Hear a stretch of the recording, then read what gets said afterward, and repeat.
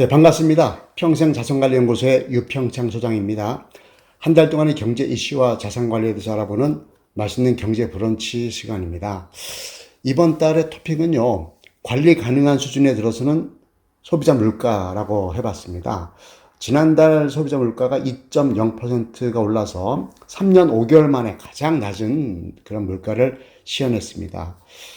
2021년 3월 달에 1.9%를 기록한 이후에 가장 낮은 건데요.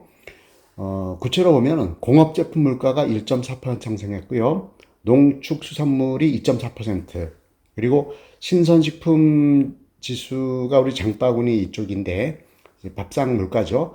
3.2% 올랐는데 그 전 달에 비해서는 많이 내렸습니다.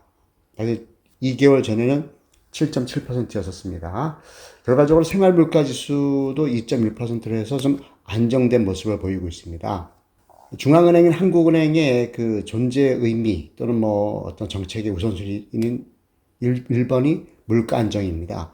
물가가 안정이 돼야지 우리 경제 주체들이 살기 편하기 때문에 그런 건데요.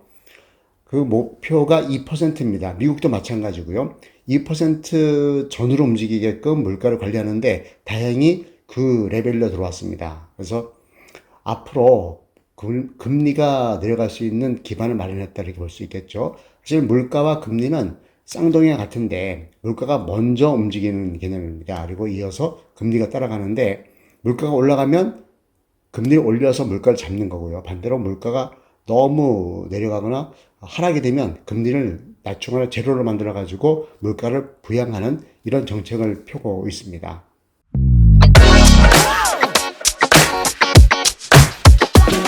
7대 경제 지표를 한번 살펴보겠습니다. 자, 소비자 물가 상승률은 2%라고 말씀드렸고요. 그리고 경제 심리 지수는 94.2로 해서 전달보다 좀 내렸습니다. 소비자 심리 지수도 100.8포인트 해서 중간 정도인데 그 전달에 비해서는 2.8포인트가 내렸고요. 전산업 기업 심리 지수는 92.5로 해서 좀 중폭으로 내렸습니다.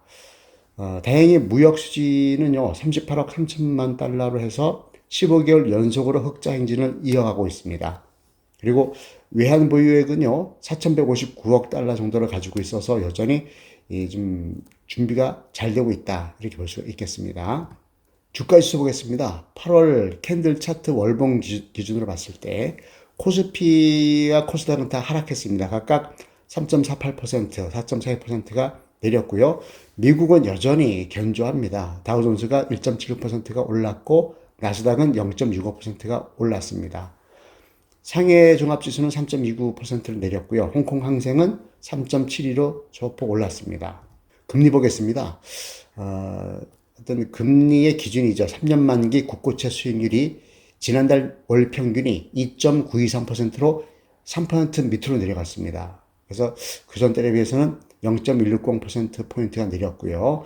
상호수축은행 예금금리는 3.66%로 뭐 보합세고요. 대출금리죠. 코픽스 금리는 잔액 기준이 3.69%, 신규 취급액 기준이 3.42%에서 각각 전달보다 0.04%포인트, 0.10%포인트가 내려서 가계부채에 조금은 좀 숨이 트일 것 같습니다. 환율은요, 계속 고공행진했었죠. 1,300원 후반대 또는 1,400원 터치 이렇게 하는 분위기였는데 지난달 월 평균 원달러 환율이 1,352원 38전으로 그 전달에 비해서는 무려 30원 25전이 내렸습니다. 상당히 많이 안정화된 거죠. 통화량 보겠습니다. 총통화조 M2 증가율은 지난달에 6.1%로 해서 계속 통화량이 증가하는 모습을 보이고 있습니다. 투자자 대탁금은 54조 정도 해서 소폭 약세를 보이고 있고요. 코스피 주식거래 대금도 소폭 약세, 그리고 주식형 펀드 잔액도 116조 정도 해서 소폭 약세를 다 보이고 있습니다. 원자재 보겠습니다. 지난달 평균으로 봤을 때 두바이유 원유죠. 배럴당 77달러 50센트. 그래서 그 전달에 비해서는 6달러 15센트가 내렸는데 최근에 중동 전쟁이 이어지고 있음에도 불구하고 유가가 안정된 모습을 보이고 있는 것은 다행스럽습니다. 국제 금시세는 여전히 고공행진하고 있습니다. 온스당 7돈 반이 사실 1온스인데 지난달 평균이 2,506달러 98센트입니다. 그래서 그전 달에 비해서 무려 102달러 정도가 상승을 했습니다. 이런 배경에는 아무래도 기준금리가 내려갈 분위기가 있고, 그리고 전쟁이 아직도 종전되지 않고 있기 때문에 안전자산에 대한 선호 현상이 유지가 되고 있는 것으로 보입니다. 자, 부동산 보겠습니다. 주택 매매 가격 지수가 여전히 상승세입니다. 최근 3개월을 보면 0에서 0.1%, 0.2% 이렇게 올라가고 있거든요. 그 전 단계인 전세 가격 지수 같은 경우도 0.1% 상승 무드를 유지하고 있습니다. 뭐 여러 가지 이유가 있겠습니다만 최근엔 원자재 가격이 올라가고 인건비도 올라가고 또 PF 대출 이런 부분이 문제가 되다 보니까 공급이 많이 위축이 됐죠. 거기에서 신생아 대출이라든가 뭐 특례 대출 부분을 풀어주는 과정에서 일부 어떤 영끌까지는 아니지만 대출을 활용한 실수요자가 시장에 참여하기 때문에 좀 올라간 거 아닌가 싶습니다.